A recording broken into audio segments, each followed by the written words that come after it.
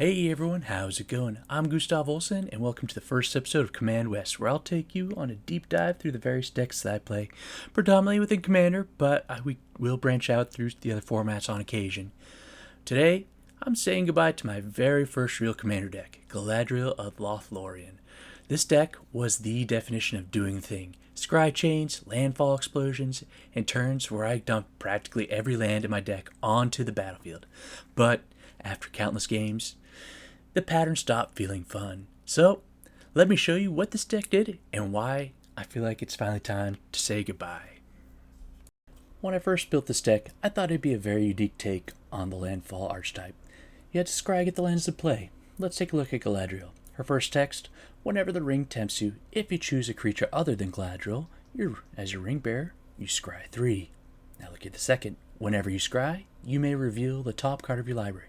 If a land is revealed, put it into the battlefield tapped. So, you play a card that scries, you look at it, not a land, put it at the bottom. If it is a land, you leave it there. Reveal, land comes into play. Now where the power came from, where's the engine pieces? Sylvan Anthem. Whenever a green creature comes into play, scry 1.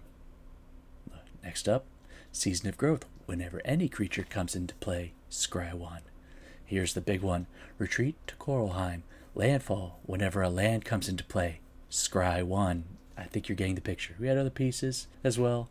Merit Slumber. This was the new one that I added. Whenever a snow permanent comes into play, scry. I changed my lands out to be snow as well as a couple other snow permanents, and this made the deck even more consistent, as now it has 2 different enchantments that could make my lands continue the scry loop. It was fantastic. With these engines, we also had the other repeatable scry effects just to keep the deck churning, get all your lands out as quickly as possible. Starting up Mystic Speculation, with all the lands you put in play, that buyback cost was very easy to keep going with it. You also have In Search of Greatness, cards like Thassa's, God of the Sea, Aqueous Form, Sigil Starve, so you get the picture. Palantir of Orthanc was probably one of my favorite cards in this deck. Yes, it's on theme, but also the scenarios that set up were fantastic. I gave my opponent choice. Yes, I get to scry too. Do you trust me? Now, I either get you a free card, or you take damage from what I reveal. Plus, it's a landfall deck. There's going to be some huge bombs. People are going to take damage. I loved every time I got to play it. We still had some other repeatable effects, but let's look at the one-offs now. You had classics like Preordain, Opt, Lambus Bread was also on theme. You had Glorious Gale on theme because look at Galadriel, but also the ring tempts you. As well as Birthday Escape. The ring tempts you, that's going to get that scry 3 off of Galadriel. Moving up, we have a bunch of scry payoffs that we'd get. We're going to scry how much? Well, let's get some more payoffs. Whenever he attacks, scry 1, but also tap your opponent's creatures. Look at Elrond. Put 1/1 counters, scry more. We got to get more out of those scries. And of course, with the landfalls, we have to have our landfall payoffs. Lotus Cobra is a classic. Get more mana every time a land comes into play. Love it. Nissa, absolutely same thing. Tireless Provisioner, another classic. Build Badgers, make an army. Avenger of Zendikar, plant army. Bristly Bill, Roiling Elemental, Tatiova, and ISE both let you draw. Keep your hand full. Not much to say about there. And also, Suite of Lands Matters cards, Black Blade Reforged, make Galadriel huge, kind of get people with commander damage. Lumra, Cultivator Colossus, I've got a combo for that later that I'll talk to you about. ISE, make all of your creatures lands. Spelunking. Chain of Vapor, you're going to have more lands than your opponents, so hopefully they keep the chain going, but you're going to be able to do it more often than they are. Ancient Green Warden, you know what it does. Genesis Wave. Okay, Genesis Wave, if you're playing all of your lands, you can have a huge X for that and just set out so many permanents. A few times I got this off. Huge. Alright, let's go into this combo now. So we have Scouting Trick. Now this is a lesser known uncommon from the Invasion block way back from the early 2000s. Search your library for as many basic lands as you want, set them aside, and then shuffle your library, put those basic lands on top. This makes your scry triggers and your Galadriel triggers guaranteed. Love that. But if you have Cultivator Colossus, you play that afterwards, boom, you just played all of your basic lands out right there. The one time I actually got this combo off, it was beautiful. All my lands were in play. I was a threat. Loved it. Now, let's move on to Merit Lage. We have a full suite of snow lands, as well as snow non-basics. Red Horn Pass has great flavor. We also had the snow dual land for mana fixing, but most of it was just the basics, and that was to keep the consistency of Merit Lage Slumber going. Every time you play snow permanent, scry 1. We also had to have all of our scry non-basic lands: Temple Mystery, the Castle Vantress, Rivendell, you name it, Path of Ancestry. If our lands could give us scry as well, that would make Galadriel go off even more, get more lands into play. Also had Vesuva to copy my scry lands. Another scry trigger, great. But I also want to bring up Dark Depths. It's Snowland, triggers Merit Lage, love that. But if you copy Vesuva on Dark Depths, it also comes in with those stun counters. Not what you want to do. Again, copy Vesuva on your scry land, keep the scry triggers going. With the Landfall deck, you also want your sacrifice lands, so Evolving Wilds, Terramorphic Expanse, Fabled Passage. Let's see here, what else? Myriad Landscape. Thespian Stage. Okay, there's the card that'll combo off of Dark Depths. You'll get your 2020 Instrumental. Love it. Okay, Temple of the False God. You're going to have enough lands to put in play that you're going to get that double colorless. It's going to be ramp. So your Broker's Hideout. There's another one that we're talking about. And Field of Ruin. This is what the deck turned into after upgrades. So now that you've seen the cards, let's talk about the standard turn play, the goal of this deck. Like I said, the goal is to get at least one, if not multiple, of these engines online. So, say turn 2, you get Sylvan Anthem or Season of Growth in play. Then followed up with a turn 3 Galadriel. Boom, you're already scrying on turn 3. Hopefully you get a landed, extra land drop. Follow up turn 4. Let's get a Preordain or an Opt. To get even more scrying, even more landfalls. Hey, we're trying to get landfalls. Let's play a landfall trigger, something like a Lotus Cobra or Nisa. That way, when we play more lands, we're getting more mana. Then we can play something like Greensleeves. Now every landfall, we're getting Badger tokens. We're building up our army to overrun the board. Now speaking of landfall triggers, I do want to bring up Scoot Swarm. I'm sure most of you noticed that it's missing from this deck. I did have it in the original build, but the few times that I had it in here, with all the sheer number of landfall triggers, the Scoots got to be way too big, way too quickly, and it wasn't fun to keep track of. As you can see, what this deck was built to be was even a single scry effect online. Galadriel changed into scry, reveal a land, landfall. With that landfall, get extra mana or tokens. Hopefully with that extra mana I can play more scry spells or cantrips. And with that more scry, I get even more lands on the battlefield. And I can just repeat and repeat until the battlefield was full. It wasn't uncommon for this deck to play 10 plus lands in a single turn, create a whole army of elementals or badgers, draw half my deck, you name it. And if I had something like Royal Elemental on the field, I'm now taking over someone else's battlefield as well. Honestly, what made this deck fun is it did the thing it was designed to do. It did it fast and consistently. While building it and with the upgrades, that really drove home what synergy and sequencing was meant to be. Additionally, the deck rewarded planning and top deck manipulation. Okay, I just scryed a bomb. Do I hold it there and not reveal it, or do I put the bomb and hope I reveal a land? Additionally, with all these lands in play, it's super tempting just to play out your hand and go from there, risk the board wipe. Now, you're left with hoping you top deck something good. It honestly felt like opening up a puzzle box every time I played it. After talking about all the pros, let's talk about why I'm retiring the deck. Honestly, the play pattern stopped being satisfying. I'm not the kind of person like sit there playing solitaire, have my opponents watch me as I go through my entire deck. Oh, I scry 1. I reveal a land. I play a land. I scry 1. I see a land. I play a land. I scry 1. Rinse and repeat. You get the idea. Honestly, I'm probably not going to be playing another landfall deck like this just because I don't like my games to feel like I'm just goldfishing by myself. My opponent's sitting there watching me play card after card. I want my turns to be fast, game to be interactive.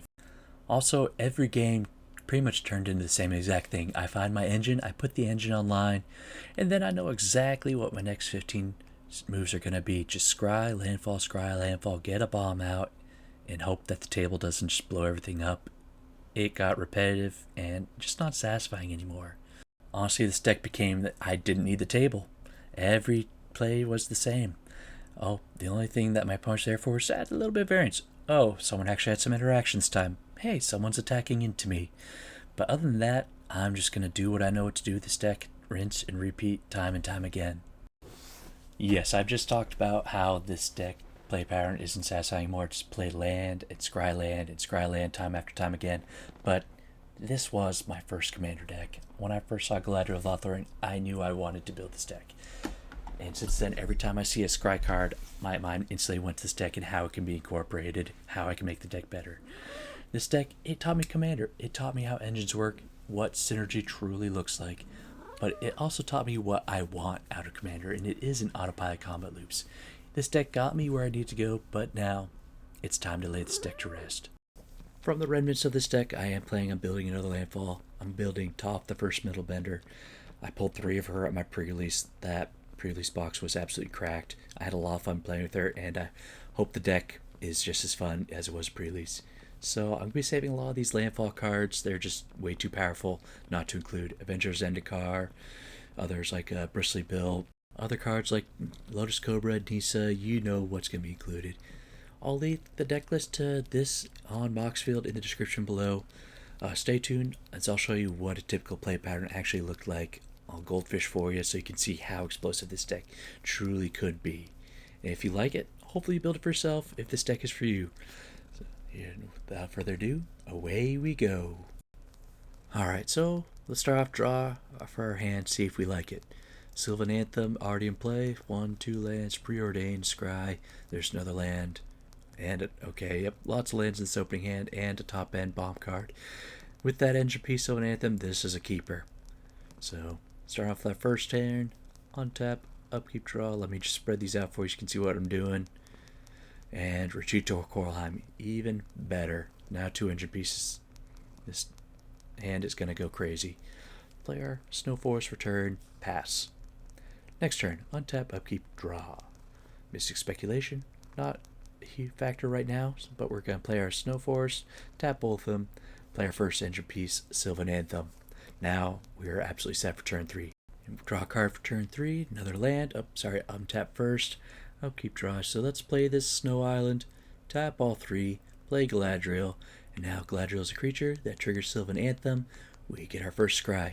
Look at that, it's a land. Grey Havens, even better, it's a scry land. Reveal with Galadriel, and boom, comes into play tapped. Now we get to scry again. Scry card, look at that, even another land. Love that. Reveal it with Galadriel, comes to play tapped. Vesuva will have a copy of Grey Haven, so we get to scry again. Okay, not a land, so we're going to put that to the bottom. Now, the big risk and reveal, not a land. Lotus Cobra, still love it. But as you can see, it's turn 3 and we have 5 lands in play. Cracked. Untap, upkeep, and draw. So it's turn 4 now, and this is going to be huge for us. We got our second engine piece that we're looking about first, obviously. So blue, colorless, and let's bring out Retreat to Coralheim, make our landfall triggers scry even more for us. And since we're hoping for a lot of landfall triggers this turn, we're going to bring out Lotus Cobra as well. So here we go, tap 2 green for it. Lotus Cobra will come into play, and we haven't played our land yet, so we're going to bring out that scry land next. But first, Lotus Cobra does trigger Sylvan Anthem, so we get scry already. Hey, another land, reveal it, comes to play. That triggers Richie Coralheim. We do the scry mode. Scry, not a land, that is a bomb, but we're going to put the bomb because right now we want those lands. Reveal, not a land. Okay, here we go. Let's play our scry land. Comes into play untapped. We scry 1. We get a Lotus Cobra trigger, and we scry, not a land, so we're going to throw it to the bottom. And then we reveal Galadriel, not a land, Avengers Zendikar. So that goes back to the top. The colored mana, we'll call it a blue, since we have 2 blue spells. So let's play Preordain. So we'll scry 2 and draw a card. Let's see if we can get a land on our scry. Nope, no lands. We'll keep Avengers Zendikar on top. We'll throw this other one on the bottom, and we'll draw Avengers Zendikar. And reveal, not a land, Arwen. So that goes back on top of the library. So here we do still have Mystic Speculation, but generally want to hold on to that when you can pay the buyback, because that is pretty strong ability to keep getting back. But still turn 4, 1, 2, 3, 4, 5, 6, 7 lands, not too shabby. Moving on to turn 5, untap, upkeep, draw. We'll take that Arwen. So we have a bomb, we have 7 lands. Let's play it. Let's bring out the Avenger of Zendikar. Avengers Zendikar is one of our bigger bombs in this deck, so let's tap our lands. It comes into play. When Avengers Zendikar comes into play, it creates a 0/1 plant token for each land we control. So, Avengers Zendikar, 7 lands, 7 0/1 plant tokens. Each and every one of those triggers Sylvan Anthem. That's 8 more Scry triggers that we get to do in our deck, playing as many lands as we can find. And that is how this deck explodes. With that, I think this video has gone on long enough. You understand how this deck plays. If you enjoyed it, if this is something that interests you, see the deck list in the link below. Let me know if you build it yourself. Let me know your wins with it. As always, to the dozens of viewers, thanks for watching. See